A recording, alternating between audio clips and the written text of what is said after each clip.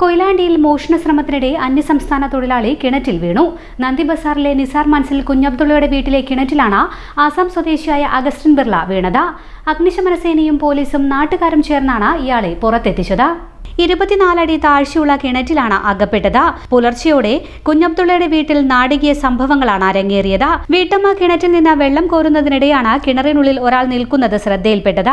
ആദ്യം വെള്ളത്തിലൊരു തേങ്ങ കിടക്കുകയാണെന്നാണ് കരുതിയതെങ്കിലും ബക്കറ്റ് താഴേക്ക് ഇറക്കുന്നതിനിടെ അകത്തുള്ളയാൾ മുകളിലേക്ക് നോക്കിയതോടെയാണ് സംഭവം വ്യക്തമായത്. നിലവിളി കേട്ട് ഓടിയെത്തിയ വീട്ടുകാരും നാട്ടുകാരും ഉടൻ തന്നെ പോലീസിലും ഫയർഫോഴ്സിലും വിവരമറിയിച്ചു. കിണറിന്റെ ഗ്രിൽ നീക്കി കുളിമുറി വഴി വീടിനുള്ളിലേക്ക് കടക്കാനുള്ള ശ്രമത്തിനിടെ കാലുതെറ്റി കിണറ്റിൽ വീണതാണെന്നാണ് സംശയിക്കുന്നത്. ഇയാൾക്ക് വീഴ്ചയിൽ പരിക്കേറ്റിട്ടുണ്ട്. കൊയിലാണ്ടി പോലീസ് സബ് ഇൻസ്പെക്ടർ ശ്രീശാന്തിന്റെ നേതൃത്വത്തിലുള്ള സംഘവും Koyilandy fire station assistant officer അനിൽകുമാറിന്റെ നേതൃത്വത്തിലുള്ള ഫയർഫോഴ്സ് യൂണിറ്റും സ്ഥലത്തെത്തി. കിണറ്റിൽ നിന്നും പുറത്തെടുത്ത ഇയാളെ കൊയിലാണ്ടി താലൂക്ക് ആശുപത്രിയിലേക്ക് മാറ്റി. കൂടുതൽ അന്വേഷണം നടക്കുകയാണെന്ന് പോലീസ് അറിയിച്ചു.